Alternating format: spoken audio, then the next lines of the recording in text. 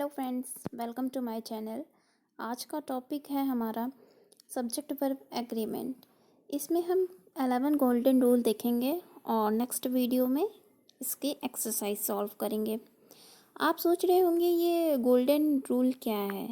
वैसे तो subject verb agreement एक खुद में बहुत बड़ा टॉपिक है और ये गोल्डन रूल वो रूल हैं जो एग्ज़ाम में हर बार पूछे जाते हैं। बैंक हो गया, एसएससी हो गया, कोई भी कॉम्पिटिटिव एग्ज़ाम जिसमें इंग्लिश आती है उसमें ये टॉपिक ज़रूर आता है। चलिए समय को बर्बाद ना करते हुए टॉपिक को शुरू करते हैं। रूल 1 है हमारा, यदि दो सब्जेक्ट को नीचे दिए गए शब्दों से जोड़ा जाए तो वर्ब जो है सब्जेक्ट 1 के अकॉर्डिंग आती है। काफ़ी बेसिक सा रूल है। क्या है वो शब्द, आइए देखते हैं। सब्जेक्ट 1 दिया हो, बीच में ये वर्ड हो, as well as, with, along with, together with, and not, in addition to, but, besides, rather than, like, unlike, no less than, nothing but, subject to. तो इसके बाद जो वर्ब आएगी वो सब्जेक्ट 1 के अकॉर्डिंग आएगी।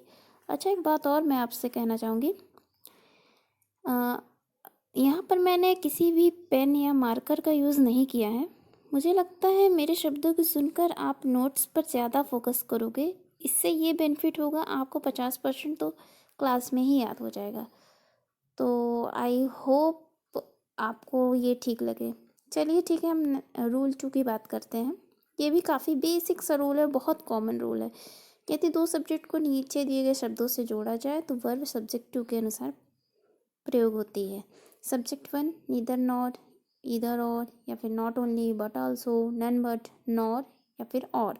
सब्जेक्ट 2 तो वर्ब जो आएगी सब्जेक्ट 2 के हिसाब से आएगी।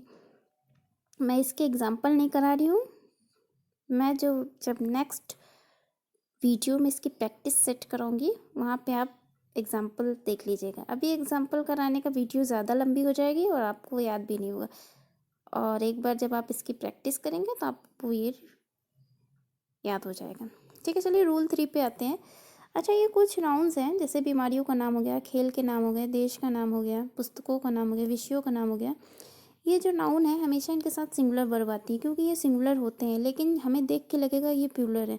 जैसे कुछ बीमारियों का नाम हो गया मम्स, ये खुद में एक सिंगल यूनिट है, खुद एक बीमारी है, लेकिन हमें लगेगा कि एस लगा हुआ प्लूरल है, चलो हम जो है वर्ब जो है इसमें प्लूरल यूज़ कर लें, लेकिन नहीं, यहीं पे रॉन्ग हो जाएगा। इसी तरीके कुछ खेल के नाम हो गए हैं, देश का नाम हो गया the United states, the West Indies, पुस्तक का नाम हो गया है। अच्छा, ये बुक वाला जो है अधिकतर मैंने देखा है एग्ज़ाम में आता है, द अरेबियन नाइट्स।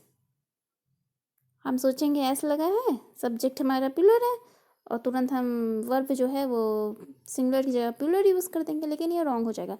यहाँ पे हमें सिंगुलर वर्ब यूज़ करनी है। सब्जेक्ट के नाम हो गए फिजिक्स, इकोनॉमिक्स, इन सब के साथ सिंगुलर वर्ब आती है। काफ़ी कॉमन सा रूल है, लेकिन ये रूल आता है एग्ज़ाम में। रूल 4 है हमारा नीदर ऑफ, जिसका मीनिंग है दो में से एक भी नहीं, ईदर ऑफ, दो से अधिक में से एक भी नहीं, नन ऑफ, दो से अधिक में से एक भी नहीं, वन ऑफ, दो से अधिक में से एक। ये जब भी आएगा तो इनके साथ नाउन या प्रोनाउन जो भी आएगा वो ऑलवेज प्लूरल आएगा। मेरी बात ध्यान से सुनिएगा, इसके साथ जो नाउन प्रोनाउन आएगा वो हमेशा प्लूरल आएगा, लेकिन जो इसके साथ वर्ब आएगी वो सिंगुलर आएगी। अब ये नीदर ईदर का क्या मैटर है, इसमें यह है कि जब हम दो में से एक भी की नहीं बात करेंगे तो नीदर ऑफ का यूज़ करेंगे, लेकिन दो में से अधिक का जब हमें दिखाना होगा तब हम ईदर ऑफ यूज़ करेंगे। इसी तरह नन ऑफ है, इसी तरह वन ऑफ है। चलिए ठीक है, हम अपने नेक्स्ट रूल पर आते हैं। ये भी काफ़ी कॉमन से रूल है, ये सिंगुलर यूनिट का है, इसमें सेंस लगाना है। जैसे कि 1 2 3 होगा, इसके साथ तो इसे नाम क्या दिया गया है, कंटिनेंट एडजेक्टिव। 1 2 3 4 ये जब भी आएगा तो इसके साथ हम प्लूरल वर्ब यूज़ करते हैं जनरली, लेकिन इसमें हमें सेंस लगाना है। और जब इसमें सिंगुलर यूनिट का बोध हो, जैसे 100 रुपीज़, तब हम सिंगुलर वर्ब का यूज़ करेंगे, यहाँ प्लूरल वर्ब का यूज़ नहीं करेंगे। इसी में कुछ हैं, जैसे निश्चित रकम हो गई, निश्चित वजन हो गई, निश्चित अवधि हो गई, निश्चित दूरी हो गई, निश्चित ऊंचाई हो गई। निश्चित है सिंगल यूनिट का बोध दे रही हो, 1 लगा हो, 2 लगा हो, चाहे 5 लगा हो, हमें सिंगुलर वर्ब का यूज़ करना है। ठीक है, नेक्स्ट रूल 6 है हमारा each, every, everyone, someone, somebody, nobody, none, one, any. ये आ जाते हैं तो इनके साथ वर्ब या फिर नाउन, एडजेक्टिव या प्रोनाउन सब हम सिंगुलर ही यूज़ करेंगे। इसी तरीके मैनी, ए, मोर देन वन, ये भी आ जाता है तो भी हम नाउन, प्रोनाउन, एडजेक्टिव, वर्ब सब सिंगुलर यूज़ करेंगे। अच्छा ठीक है, इसमें कन्फ्यूज़न कहाँ होती है? जब each of, every of, one of आता है, मेरी बात ध्यान से सुनिएगा, each of, every of, one of आता है, तब हम नाउन, प्रोनाउन, प्लूरल यूज़ करेंगे। लेकिन वर्ब और एडजेक्टिव जो आएगा ये हम सिंगुलर यूज़ करेंगे।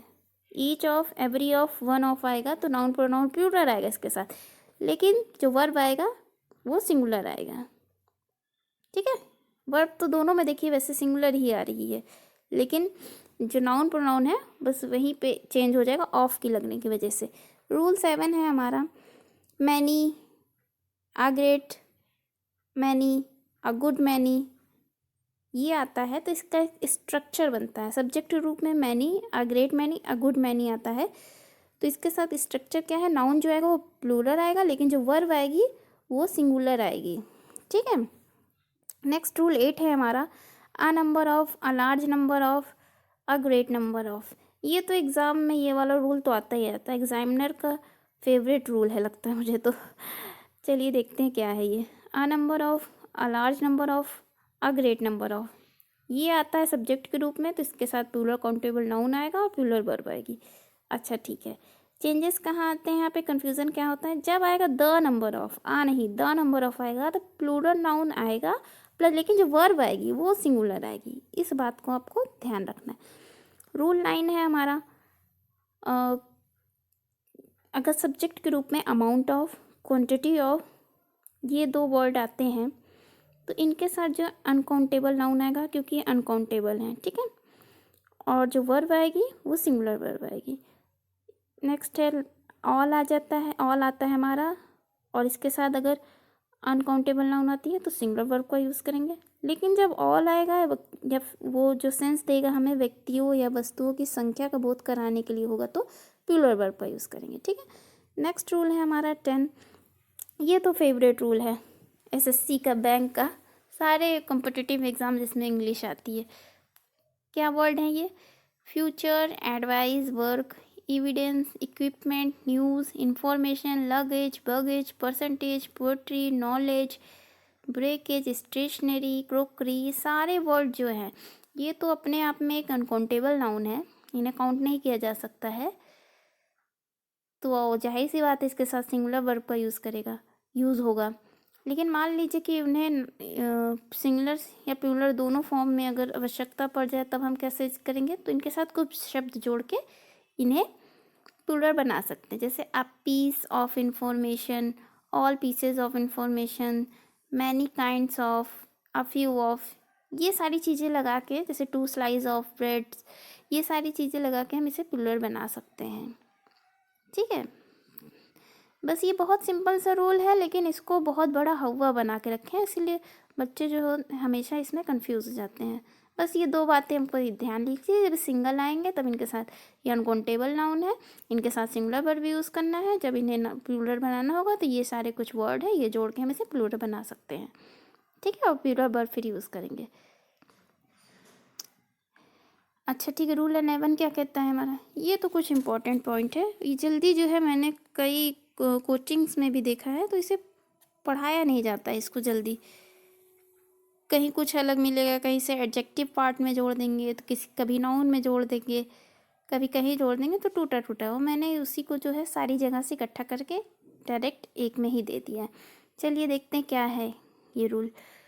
वर्ड से अगर नो आए सब्जेक्ट के रूप में, ठीक है, इसके साथ अनकाउंटेबल नाउन भी आ सकती है और सिंगुलर काउंटेबल नाउन भी आ सकती है, लेकिन जो हम वर्ब यूज़ करेंगे वो सिंगुलर वर्ब यूज़ करेंगे। ठीक है, इसी तरीके नेक्स्ट है हमारा 1/3 ऑफ आ जाए, 3/4 ऑफ आ जाए, द रेस्ट ऑफ आ जाए, अ क्वार्टर ऑफ आ जाए, पार्ट ऑफ आ जाए, 10% ऑफ आ जाए सब्जेक्ट के रूप में, तो इनके साथ अनकाउंटेबल नाउन प्लूरल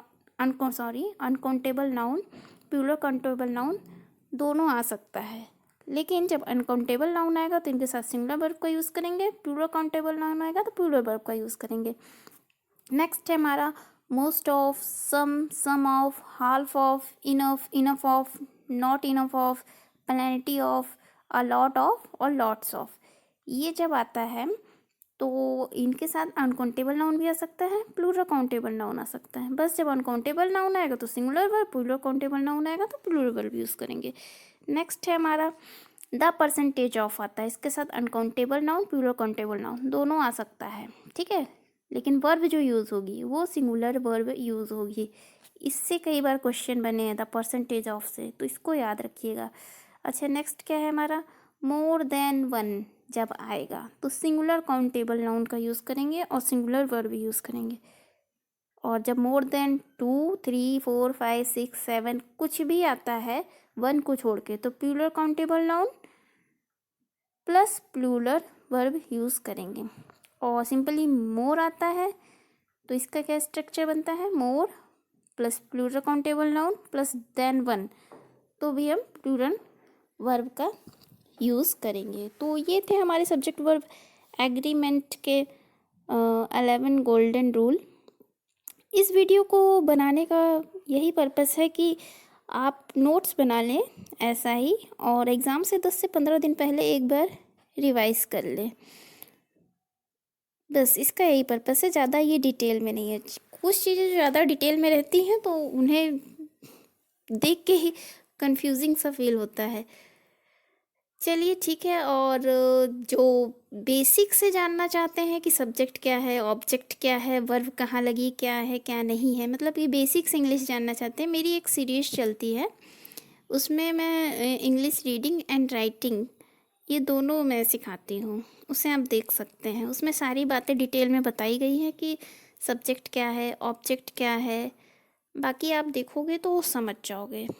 ठीक है, तो आज का लेक्चर बस यहीं तक था। और लास्ट में बस यही कहना चाहूँगी, अगर आपको वीडियो अच्छा लगा हो तो वीडियो को लाइक करें, कमेंट करें, शेयर करें और सब्सक्राइब करना बिल्कुल ना भूलें। और कोई गलती हुई है तो उसके लिए माफ़ करना।